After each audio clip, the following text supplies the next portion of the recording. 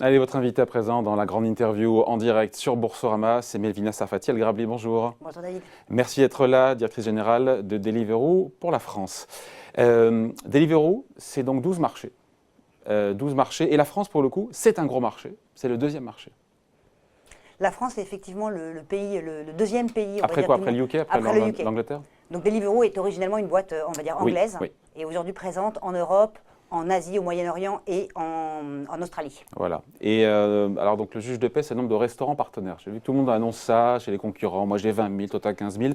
Ce qui est sûr, c'est que c'est 20 000 restaurants partenaires affiliés, enfin affiliés, non, en tout cas partenaires avec Deliveroo pour la France. 65% de plus qu'en 2020. Mais vous êtes encore en dessous d'Uber Eats qui nous dit 25 000. C'est la guerre entre les plateformes pour avoir le plus de restaurants. Je sais qu'en dessous, c'est Just Eat qui est à 15 000, je crois. Alors, ça l'a fait ricaner. Non, absolument pas. Mais en fait, les questions que vous posez sont vraiment au cœur du débat. Il faut savoir qu'en fait, Deliveroo, comme toutes ces plateformes, sont vraiment ce qu'on appelle des places de marché avec trois pôles. Les restaurants partenaires, les livreurs partenaires et les consommateurs. Clients. Exactement. Et en fait, le nombre de restaurants n'est qu'un indicateur parmi d'autres, mais il indique quand même beaucoup de choses. Tout d'abord, le nombre de restaurants veut dire effectivement l'attrait des restaurants pour ce type de plateforme, on va dire, et de business. Donc, ça montre effectivement cette augmentation du nombre de restaurants qu'on a pu avoir d'une année sur l'autre, montre que les restaurants ont cru à ce modèle. La crise est passée par là aussi. La crise est passée par là. Maintenant, on a vu lors du confinement numéro 1, effectivement, une augmentation du nombre de restaurants qui est passé de 12 000 à 15 000. Mais une fois les mesures sanitaires de la vague 1 adoucies, les restaurants sont restés avec nous. Donc l'essayer, c'est l'adopter quelque part. Et quand un restaurant démarre son travail avec nous, il a envie de rester.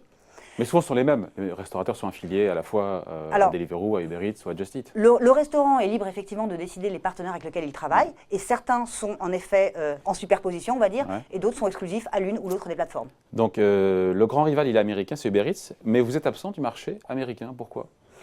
C'est un choix stratégique. On va dire Deliveroo est très présent, donc, comme je vous le disais, en Europe et est né en Angleterre. Aujourd'hui, le marché américain est un marché, on va dire, qui est hautement concurrentiel et déjà tout à fait bien, avec des acteurs tout à fait bien positionnés. Et nous avons fait le choix pour le moment de nous ancrer et de grandir encore plus dans les géographies où nous sommes. Bon, qu'est-ce qu'on a de plus quand on passe par Deliveroo par rapport à Uber Eats? Quelle différence? C'est le même service globalement? Alors, moi, je ne la vois pas la différence, mais on s'en fout un peu en même temps. Écoutez, il y a plusieurs choses. Alors, pour en illustrer une ou deux, la première, c'est que, comme vous le disiez, les restaurants sont parfois disponibles sur les deux plateformes et parfois disponibles que sur l'une ou que sur l'autre. Et c'est vrai que ces restaurants en exclusivité sont des restaurants que le consommateur va donc particulièrement adorer et va choisir telle ou telle plateforme. Et parmi les restaurants en exclusivité, on a de très très très belles marques qui font vraiment qui sont la coqueluche entre guillemets de leurs consommateurs. Pour en citer un, c'est Pierre Sang dans Paris par exemple. Et ce restaurateur-là travaille avec nous. Le seul moyen d'avoir Pierre Sang en livraison, c'est via Deliveroo. C'est un exemple. Deuxième exemple. C'est vous qui l'avez imposé ou c'est un gentleman agreement entre vous deux? C'est un choix, c'est un choix mutuel, on va dire. Il y avait beaucoup plus d'avantages gagnant-gagnant, on va dire, à travailler comme ça. Ok. Et vous lui prenez moins en termes de commission s'il est en exclusivité chez vous? Alors, la commission est quelque chose qui se négocie au cas le cas, d'accord? Donc, on lit 25-30% du repas livré, c'est ça en moyenne, les commissions? Exactement. Mais ça peut être moins si on est partenaire exclusif? Ça peut être moins, ça peut être plus en fonction d'énormément de critères. Ça peut être plus si on est partenaire exclusif, on paye plus cher? Quand on va être partenaire exclusif, on va tendance à payer moins cher, effectivement. Ah, moins cher, voilà, c'est logique. Ça, c'est pour la partie commission sur les restaurants. Pour le client, juste, c'est quoi? C'est donc les frais de livraison, les frais de service, c'est ça? Alors, pour qu'on comprenne le business model. Bien sûr, bien sûr. Donc, comment ça se passe? C'est une place de marché avec les trois pôles. Il y a certains restaurants qui sont exclusifs, d'autres qui ne le sont pas. Et ces restaurants exclusifs sont une raison de plus pour un consommateur d'être fidèle à cette plateforme-là. Mais il y en a beaucoup d'autres. L'une d'entre elles, c'est évidemment le service qu'on apporte au consommateur. Service, c'est-à-dire être capable de livrer le bon produit, on va dire chaud, en bon état, dans le timing imparti. Oui, mais ça, tout le monde le fait. Je veux dire, C'est un vrai métier et qui n'est pas facile. Regardez hier les situations de neige terribles, on a vraiment tous jonglé. Et c'est un vrai métier d'optimiser, on va dire, la plateforme. Et comment vous avez fait avec la neige, pour le coup? Sans prendre de risques pour vos livreurs? Voilà, exactement. Ce que j'allais vous dire, c'est que la priorité absolue, c'est que les trois pôles de la marketplace fonctionnent bien ensemble. Et quand il y a des risques terribles quand il y a des risques, quand la météo fait que l'équation est tarie, c'est-à-dire que le restaurateur ne pourra pas produire, le livreur ne pourra pas livrer et le consommateur va être en souffrance, on décide d'avoir des services un peu plus limités, c'est-à-dire une offre de restaurant plus limitée et de s'ajuster, on va dire, à la demande sur les 3 pôles du marché. Bon, est-ce qu'on peut dire que se faire livrer un repas, c'est plus que jamais pour le coup entrer dans les mœurs du fait de cette pandémie? Ça y est, on passe un cap. Alors, certains disent que cette crise a fait gagner 2 ou 3 ans à vos plans de marge, de développement. Vous, c'est le secteur là pour le coup. Alors tout à fait. Will Shu, notre CEO, effectivement déclaré récemment que la pandémie a fait accélérer la maturité du marché, de 2 ou 3 ans. D'accord. Est-ce que c'est rentré dans les mœurs? Je pense qu'il faut d'abord commencer par une première chose. Cette année 2020 a été une catastrophe pour l'industrie et que nous avons tous effectivement qu'une seule envie, moi la première, de retourner au resto. D'accord. La livraison de repas ne viendra jamais remplacer l'expérience restaurant en salle. Ceci étant dit, on voit effectivement que c'est un marché qui est en plein boom. Le confinement a peut-être accéléré ce boom et on voit effectivement qu'il y a de plus en plus de consommateurs qui commandent de plus en plus fréquemment. Mais qui dit que le soufflet ne retombera pas le jour où effectivement on retournera au restaurant et pour le coup on n'aura plus envie de se faire livrer chez soi? Alors, personne ne le dit. Voilà, effectivement, on ne sait pas. Personne ne le sait. Personne ne le sait, oui, voilà. Mais ce qu'on sait, c'est que c'est un marché en pleine croissance et il n'a pas attendu le Covid pour croître. Autrement dit, l'histoire, c'est de se dire que cela a fait prendre de nouvelles habitudes à de nouvelles personnes. D'accord. Est-ce que ces habitudes resteront-elles toutes ou est-ce qu'elles vont s'éroder? On verra. Maintenant, la vérité, c'est qu'au niveau européen, on va dire en grande moyenne, il y a un repas sur 21 dans une semaine. Donc si on mange 3 fois par jour pendant 7 jours, en moyenne, il y a un repas sur 21 qui est de la restauration livrée à la maison. D'accord. 1 sur 21, ça veut dire qu'il y a une marge de manœuvre énorme et une marge de croissance énorme. À quelle vitesse on ira à voir? Les marchés les plus avancés, ils sont où en termes de 1 sur 21? Alors, je vais vous répondre. À mon avis, il y a 2 types de marchés. C'est beaucoup les marchés anglo-saxons. Donc, typiquement, en Angleterre, il y a une culture du take-away ou une culture du je mange devant mon ordinateur avec le plat que je me suis acheté, qui est beaucoup plus développée que ce qu'on a pu voir traditionnellement en France dans le passé. Et autre marché, c'est effectivement des marchés asiatiques type Hong Kong et Singapour, où à nouveau, effectivement, cette culture du take-away ou du delivery est très implantée. À vous écouter, Deliveroo sort renforcé de cette crise, indiscutablement. Alors, j'aime pas cette phrase. J'aurais pu être plus dur. J'aurais pu dire, ouais, c'est juteux pour vous, vous surfez sur la crise. Je ne vous l'ai pas dit comme ça. Oui, oui. J'ai eu cette délicatesse. Oui, non, c'est parfait. En fait, déjà, encore une fois, pour nous travaillons en s'appuyant sur les 3 piliers de la place de marché. Avoir des restaurateurs qui sont en détresse, on ne peut pas se dire qu'on est content de cela. Évidemment que non. Donc, il faut savoir qu'on a dû aussi beaucoup accompagner des restaurateurs pour continuer à pouvoir opérer dans ces conditions et finalement à survivre financièrement. Est-ce qu'on sort renforcé? J'ai envie de vous dire, le marché a cru, mais on ne saura renforcer que si demain on est sûr que les restaurants, eux aussi, prospèrent. Voilà. Et ça, c'est un vrai risque. Et que tout ça est pérenne. Est-ce que depuis le couvre-feu de 18h, est-ce que la demande de livraison de repas, pour le coup, grimpe en flèche? Parce que pour le coup, on ne peut plus aller voir son restaurateur pour chercher un truc à 20h, il faut passer évidemment par les plateformes. Alors, l'année 2020 a été faite de succession de phases. Je suis sur 2021 pour le coup. Tout à fait, oui. Alors, les 12 derniers mois ont été sur une succession de phases incroyables et on a vu la demande évoluer non-stop d'une semaine sur l'autre. Et il est vrai qu'avec le consommateur enfermé à la maison à partir de 18h et finalement dans l'incapacité parfois de faire ses courses, on a vu l'avancement dans le temps des commandes, c'est-à-dire que le pic de commandes a été, se produit, plus tôt. Après, il se produit aussi plus tôt, puisque dans certaines communes, dont Paris par exemple, la livraison est interdite après 22h. Il y a le couvre-feu total après 22h. Alors c'est très difficile d'avoir des chiffres quand on vous pose la question, et je vous renvoie à cette belle interview faite chez France Info, chez nos confrères de France Info. Quand on vous demande des données sur le chiffre d'affaires, sur votre croissance, sur vos éventuels bénéfices, et on vous le souhaite, vous ne répondez jamais. On se dit que c'est pourquoi? Parce que c'est trop bon? Parce qu'au contraire... Donc, si c'est trop bon en temps de crise, voilà, mieux vaut éviter de donner des chiffres bons, parce que vous n'avez pas le droit, parce qu'au contraire, s'ils ne sont peut-être pas aussi flatteurs que ça, vos chiffres. Pourquoi il y a ce côté secret, opaque de votre business? Excellente question. Alors, j'ai envie de vous dire, Deliveroo, c'est un marché extrêmement concurrentiel, et qui dit concurrentiel dit données sensibles. D'accord. Vous ne voulez pas que vos petits copains, Uber Eats et compagnie, sachent que vous êtes en croissance de 30, 40, 50%? Je dis n'importe quoi. C'est ça le fond de l'histoire? Alors, c'est une chose de la croissance en termes de... Parce qu'à l'ère de la transparence, à l'ère de la modernité, plateforme numérique, non, on ne donne pas de chiffres. Alors, on ne peut pas... C'est pour éviter que je vous pose 5 fois la question sur votre croissance de chiffre d'affaires que je n'aurai pas. Alors, On ne communique pas ces chiffres de chiffre d'affaires pour les raisons évoquées. Cependant, ce qu'on peut vous dire, c'est qu'il y a énormément d'indicateurs qui sont de très très bons prédicteurs. Comme vous le disiez, le nombre de restaurants sur la plateforme est passé de 12 000 à 20 000 sur 2020. Le nombre de livreurs affiliés partenaires est passé de 11 000 à 14 000. Donc c'est autant d'indicateurs qui vous montrent que oui, c'est un business en pleine croissance. À la question très simple, qui mérite une réponse par oui ou par non, et non pas par un chiffre, est-ce que vous gagnez de l'argent sur le marché français, oui ou non? Alors, Deliveroo a fait les preuves de sa... J'ai dit oui ou non. Deliveroo a fait les preuves de sa rentabilité au niveau mondial et a su faire les preuves en 2020 de sa rentabilité au niveau français. Après, ce qui arrive en bas de ligne, c'est à moi de décider effectivement si cet argent-là, on le met à la banque ou on l'investit dans la croissance. Comme vous le disiez, c'est un marché en pleine croissance et il y a des paris à faire. Donc, votre choix pour grandir plus vite, pour accélérer, c'est de réinvestir tout cet argent, toute cette rentabilité. Et il y a de très gros investissements effectivement pour Donc vous n'êtes pas rentable parce que vous avez choisi la croissance. C'est un choix qu'on fait au quotidien. Bon, parce que les chiffres qu'on a pour le coup, ils datent de 2019. Il y a des chiffres montent, j'ai réussi à les récupérer. Perte de 300, à l'échelle du groupe, 320 millions de livres sterling pour le coup. Chiffre d'affaires 770 millions de livres, plus 62% sur 2019. Pour 2020, croissance des ventes. Et le groupe, paraît-il, a été rentable pendant plus de 6 mois en 2020. Voilà tout ce qu'on sait. Mais ça, c'est sur le monde. Moi, ce qui m'intéresse, c'était la France, puis vous êtes patronne de la branche française. Donc le groupe, en effet, et en France c'est la même chose, a fait la preuve de la profitabilité possible de son modèle. La question, encore une fois, c'est combien de cette profitabilité-là on décide de réinvestir ou pas. Pour la France, nous avons des chiffres qui sont publiés et qui effectivement montrent un état de notre PNL. Et le dernier, c'est effectivement 2019. Profit and loss. Pardon, oui, notre compte de résultat, merci. Voilà. Et les derniers chiffres publiés sont effectivement ceux de 2019, qui montraient, on va dire, au niveau français, un bénéfice. Maintenant, effectivement, il y a énormément de coûts et de...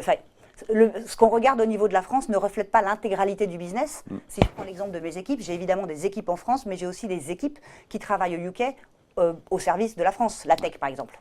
Un petit mot sur les livraisons de courses alimentaires, Melvina Sarfati-El-Grabli, parce que vous êtes allié en France au groupe Casino, avec différentes marques qui m'échappent. On peut se faire livrer donc du PQ ou autre chose via Deliveroo.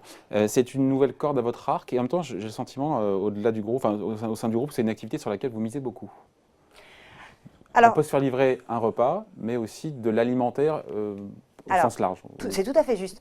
Donc Deliveroo, on va dire, a un ADN et une verticale. Un ADN et une verticale qu'effectivement, on va dire, on veut devenir la définitive food company, pour prendre des mots dans un franglais parfait. Et concrètement, on a effectivement développé cette verticale autour de notre business cœur, qui était la livraison des repas des restaurants. Il y a eu d'autres services qui ont été ajoutés, notamment cette livraison de produits d'épicerie qui était née avant le confinement et avant le Covid, mais qui effectivement a pris une toute autre ampleur. Et on peut se faire livrer effectivement des produits de supermarché. Vous mentionnez le partenariat avec le groupe Casino avec lequel on va avoir 1500 points de vente d'ici à fin 2021. Mais il y a aussi d'autres marques. Typiquement, nous sommes actuellement en train de livrer Picard sur Paris. Le Picard, les surgelés. Et il y a comment aussi... on est sûr que ça arrive? Bon, en ce moment, ça va arriver congelé parce qu'il fait -5. Mais comment on s'assure que du congelé via un livreur à vélo va arriver dans de bonnes conditions à la chaîne du froid? C'est tout un métier, c'est quelque chose... Il faut habiter à 30 secondes. Autant y aller à pied. Les rayons de livraison sont effectivement des choses que nous déterminons et qui vont avoir des modalités très spécifiques pour cet environnement-là. Et pour répondre à l'autre bout de votre question, non seulement il y a ces produits d'épicerie, de supermarché, mais aujourd'hui, vous pouvez vous faire livrer votre bouteille d'alcool pour l'apéritif, votre baguette de pain ou votre croissant du petit-déj du dimanche. Et donc, il y a vraiment une offre qui est tout métier autour de l'alimentaire. Sa vocation a pesé combien à terme, même si à long terme, nous serons tous morts, comme a Dickens, dans votre business, la livraison de tout ce qui est épicerie, alimentation et compagnie? Alors, difficile de vous répondre parce que là, pour le coup, on est en mode boule de cristal. Ce qu'on peut voir, c'est que le marché du e-commerce, de manière générale, évidemment, a fait un grand bond en France depuis de nombreuses années et que la France est encore très en retard par rapport au développement de ce marché-là sur d'autres pays. Donc aujourd'hui, j'ai envie de vous dire, sky is the limit, sachant qu'on a effectivement des business models très différents entre les livraisons qui sont faites dans 2 heures ou dans 2 jours, qu'on peut déjà faire en ligne, et le service additionnel qu'apporte un Deliveroo, à savoir l'épicerie en 30 minutes. Ouais. Il y a Amazon qui est au capital de Deliveroo, 16%. Tout à fait. En quoi il vous aide d'ailleurs, je pense à ça, par rapport à tout ce qui est livraison d'épicerie Alors, Amazon est aujourd'hui un investisseur parmi d'autres. Ouais. Donc, il a 16%, nous n'avons pas de lien de business, on va dire, ensemble. Ok. Vous allez ouvrir sinon en mars une 3e Dark Kitchen. Vous n'aimez pas le terme Dark Kitchen. Dark. C'est une cuisine partagée, donc réservée en fait aux commandes à domicile. En quoi c'est une bonne recette pour vous et à la fois pour l'écosystème? Alors, En fait, comme je vous le disais, Deliveroo s'inscrit dans cette verticale de la définitive food company. Et donc, ça veut dire effectivement pouvoir travailler en collaboration avec les restaurateurs et être vraiment leur expert, leur allié. Concrètement, ces cuisines partagées, comme nous les appelons, et qui s'appellent... Cuisine sans salle à manger. Exactement. Donc en fait, c'est quoi? C'est un local fermé où les clients ne rentrent pas, où le restaurateur va produire des repas qui uniquement Avec son chef? pour la livraison. Avec ses équipes? Son chef, son équipe, ses recettes. Donc vous faites quoi là-dedans, voilà? Alors nous, on va lui permettre effectivement de lui fournir les infrastructures pour ce site-là. Deliveroo paye l'électricité. Toute l'infrastructure, la cuisine, c'est des cuisines industrielles, c'est des grosses choses, et lui organiser effectivement la livraison de tout cela. Et l'intérêt pour ça, il y a un vrai intérêt à la fois pour le restaurateur qui va, j'ai envie de dire, agrandir sa zone de chalandise, ça va lui offrir un nouveau marché, et à la fois pour le consommateur, puisque très souvent dans ces zones-là, ce sont des zones où le consommateur voit peu de restos. Donc soudainement, on lui apporte des cuisines qui ont 10, 12 des marques les plus hype des environs. Bon, c'est pas non plus de la grande cuisine, pardon, c'est du taco, c'est du burger, c'est de la pizza. J'exagère, je caricature en disant ça. Je pense que vous caricaturez. Alors, d'abord, les Français raffolent de burgers, tacos, etc. Deuxième chose, les burgers, il y a de tout. On a récemment accueilli Hélène Darroze avec ses burgers Joya sur la plateforme. Et enfin, il y a aussi d'autres marques qui font ni l'un ni l'autre, ni burger ni pizza. Je parlais de Pierre Sang tout à l'heure, voilà, qui sont des marques qui apportent des cuisines très différentes et avec beaucoup de succès. Bon, dans les sujets pas qui fâchent, mais voilà, qui sont au cœur du secteur, c'est la question des livreurs. Donc 14 000 livreurs que vous faites travailler. Combien est-ce qu'ils gagnent en moyenne par mois avec des Deliveroo? Impossible de vous donner une vraie moyenne, puisque... Oh, c'est méchant. Non, ce que je veux dire par là, c'est que la beauté du modèle, c'est que le livreur est totalement flexible de décider si il travaille, quand il travaille, combien il travaille. Oui, vous avez ce chiffre, vous savez parfaitement combien vous leur versez en commission, et donc en moyenne, combien ils touchent par mois? Il y a un spread, on va dire, énorme. Un écart. Un écart, pardon, énorme, merci, entre les différents, on va dire, profils de livreurs que nous avons. Ce que je peux vous dire, c'est que un livreur a la possibilité... Donnez-moi les quartiers dans ces cas-là. Je ne l'aurais pas donné, Moyenne mais et je quartier, vais vous dire une puisque bêtise. vous êtes mateuse. Ce que je vais vous dire, c'est plutôt que le livreur, on va dire, a la possibilité avec Deliveroo de faire l'équivalent d'un SMIC horaire. Et ça, c'est peut-être la moyenne que j'ai envie de vous donner. Un SMIC horaire quand il travaille 1 heure pour Deliveroo. Attention, j'ajoute à cela que ce SMIC horaire, puisque vous parliez des quarts types, il y a des moments dans la semaine où la demande est très forte et le livreur va pouvoir gagner 1,5 fois, même plus encore que ce SMIC horaire-là, quand il choisit les bons créneaux pour se connecter. Qu'est-ce qui se passerait si vous deviez salarier ces livreurs? Est-ce que si vous deviez les salarier, parce qu'ils sont auto-entrepreneurs aujourd'hui, vous ne serez jamais rentable? Il faut dire, voilà, l'équation fait que notre plateforme ne sera pas rentable si on salarie les gens et qu'on les emploie normalement. Alors, aujourd'hui, quand on interroge les livreurs, comme je vous disais, cette marketplace... Ils demandent d'être auto-entrepreneurs. Ils ne veulent pas le bon CDI, pépère et tout. Ils vous demandent de la flexibilité avant tout, ce que le statut d'auto-entrepreneur leur permet. Et ils vous demandent également de, on va dire, pouvoir choisir donc, le moment où ils se connectent, à condition d'avoir des revenus, on va dire, qui le satisfont. Nous, si on a un livreur qui n'est pas satisfait, il ne va plus travailler pour nous, et donc finalement, c'est une commande de perdu. Donc, on a toujours intérêt à optimiser la condition de travail pour tous, et donc pour les livreurs indépendants. Ça veut dire quoi? Ne pas diluer leurs revenus. Donc, je vous ai parlé de l'augmentation du nombre de livreurs. Vous avez fait des maths, elle est moindre que l'augmentation du nombre de restaurants. Donc ça veut dire plus de courses, ça veut dire potentiellement plus de courses. Et deuxième chose, à lui de décider si une semaine il a envie d'avoir beaucoup de revenus et travailler beaucoup, et une semaine où il a moins envie de travailler. Et ça c'est très très très important pour nos livreurs. Que répondez-vous à ceux, qui vont vous dire que c'est la précarité de ces livreurs qui vous permet d'être rentable? Alors merci pour cette transition. Je vous disais, le livreur va gagner en moyenne le SMIC horaire et même beaucoup plus. Moins la protection sociale. Et justement, c'est exactement le point que je voulais vous faire tout à l'heure, c'est que notre mantra chez Deliveroo, on va dire notre ADN, est vraiment d'aller pousser pour des avantages sociaux pour les livreurs, tout en gardant cet équilibre-là. Ma conviction, c'est qu'on peut avoir... Concrètement, qu'est-ce que vous leur donnez en termes de protection sociale? Je vais vous donner... Parce qu'ils n'ont pas grand-chose, quand on est auto-entrepreneur, on n'a pas grand-chose. Hein. Alors, il y a des obligations légales qui sont, on va dire, j'allais dire, de base. Oui, mais au-delà de ce qui est légal. Et Deliveroo, merci de donner ce qui est légal. Et Deliveroo a toujours eu une approche d'aller donner plus. Je vais vous donner 2 exemples. Le premier, c'est que typiquement, un livreur qui travaille pour Deliveroo va avoir, en cas de maladie, des revenus, une compensation de revenus, d'accord, l'équivalent d'indemnité journalière, on va dire, quand il est malade. Donc s'il attrape le Covid en faisant une livraison? Alors, excellent. Alors, on ne saura jamais comment il a attrapé le Covid et nous prenons énormément de mesures de sécurité sur ce sujet-là avec lequel on ne plaisante pas. Mais typiquement pendant le Covid, nous avons mis en place différentes choses pour les livreurs. Typiquement l'indemnité Covid en cas d'impossibilité de travailler liée au Covid. Combien? Alors, les chiffres m'échappent, je ne les ai pas en tête là. Mais effectivement, une indemnité qui était calculée en fonction de leurs revenus moyens d'avant, première chose. Et typiquement, nous avons mis à leur disposition, outre des masques, des gels que nous avons fait livrer chez eux, on a aussi mis en place tout un service de téléconsultation avec un partenaire où on donnait aux livreurs la possibilité de téléconsulter quand ils veulent. Melvina Sarfati El-Grabli, livreur, c'est un job d'attente, faute de mieux, on va pas se mentir. Alors, comme je vous le disais, la population, on va dire, de livreurs est extrêmement variée. Mais il est vrai que la plupart des livreurs aujourd'hui nous disent « c'est un job que je fais pendant quelques mois », on ne parle même pas de pendant quelques années, pendant quelques mois, dizaines de mois, d'accord? Première chose. Et effectivement, c'est très souvent soit des étudiants qui font ça en complément, soit des personnes qui font ça en complément d'un autre job. Donc c'est finalement une source de revenus additionnelle.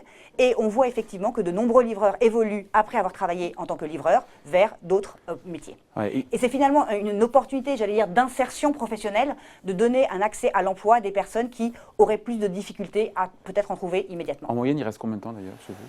On parle d'une année. En moyenne? Ouais, en moyenne année. Bon, il y a des livreurs quand même qui se plaignent, j'ai vu ça, de voir les tarifs des courses constamment revus à la baisse chez Deliveroo. Est-ce que c'est vrai ou est-ce que vous en êtes? Alors, ce n'est pas une vérité. C'est-à-dire que les courses, la tarification des courses, qui fait vraiment partie de l'ADN de ce genre de business model, c'est un algorithme très compliqué. Certaines sont chères, d'autres sont moins chères. Et qu'est-ce qui fait que certaines sont chères, d'autres moins chères? Alors, il y a énormément de facteurs. Ça peut être d'abord la distance parcourue. Ça peut être effectivement la nature de l'itinéraire. Certains vont passer par des côtes ou des choses comme ça. Ça peut être effectivement le temps d'attente. Et c'est l'algorithme qui détermine tout ça? Exactement. Et ça peut être aussi le moment de la journée et la demande et l'offre. Puisqu'à la fin, c'est un marché de demande et d'offre. On va voir que le vendredi soir et le samedi soir, les commandes sont très fortes et on va effectivement avoir énormément de courses extrêmement bien payées. D'où le fait que le livreur... Donc mieux vaut travailler un vendredi soir ou un samedi soir et dans une ville où il y a des côtes. Cherche le... Non, mais le point commun. Non, mais si on veut se faire un max de... C'est un algorithme très compliqué qui établit le prix de la course. Ce que je peux vous dire, c'est qu'effectivement, là où il y a une moyenne du SMIC horaire, comme on en parlait tout à l'heure, il y a des moments dans la semaine où on peut gagner plus d'une fois et demie cela à la course, et l'algorithme l'ajuste. Donc, pour revenir à votre point, non, il n'y a pas de baisse du tout du prix de la course, et c'est quelque chose sur quoi Deliveroo est extrêmement vigilant. Je vous disais qu'on avait cet ADN pour nous, la protection sociale et la sécurisation sociale est extrêmement importante, et nous veillons à ça de manière très forte. D'où l'augmentation des livreurs dont je vous parlais tout à l'heure, l'augmentation de la flotte, qui est très mesurée par rapport à l'augmentation du nombre de restaurants. Et donc pour réduire le turnover, c'est ça? C'est toujours en offrir plus? Même si, quand on voit encore une fois il y en a beaucoup qui ne sont pas contents, quoi. Alors vous dites on voudrait parler à quelqu'un et pas parler à un algorithme. Alors, vous savez, d'abord, pour tuer un mythe, on va dire, les livreurs sont très souvent multiplateformes. Ils travaillent avec plusieurs sociétés, comme Deliveroo, mais pas que Deliveroo. À chaque course, le livreur peut décider de prendre ou de ne pas prendre la course. Donc, quand il prend la course, il accepte, entre guillemets, le prix qui lui est proposé, et libre à lui totalement de refuser la course et de n'accepter aucune course dans la journée s'il le souhaite. Donc, quelque part, on n'a aucun intérêt à avoir un pricing, on va dire, qui n'est pas attractif. C'est notre cœur de business. Alors, puisqu'on parle de pricing, on va se quitter là-dessus. Deliveroo est valorisé 7 milliards, c'est plus que le prix d'une course, 7 milliards de dollars en ce début d'année au niveau du groupe, après une levée de fonds de 180 millions de dollars, je crois que c'était en janvier. Si j'ai bien compris, ce sera a priori la dernière levée avant l'introduction en bourse, non? Alors, l'introduction en bourse est effectivement une hypothèse que l'on regarde. Oh, c'est une hypothèse. De circonstances. D'après Sky News, ça serait pour le mois d'avril. C'est une hypothèse que l'on regarde.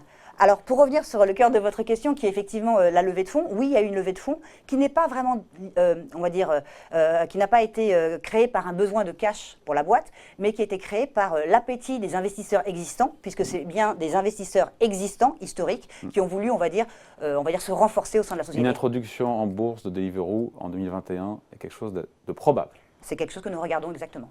Bon, on en reparlera quand il y aura plus de biscuits à partager sans se faire livrer. Merci beaucoup en tout cas, Melvina Sarfati El-Grabli, donc directrice générale de Deliveroo pour la France, invitée de la grande interview en direct sur Boursorama. Merci. Merci David.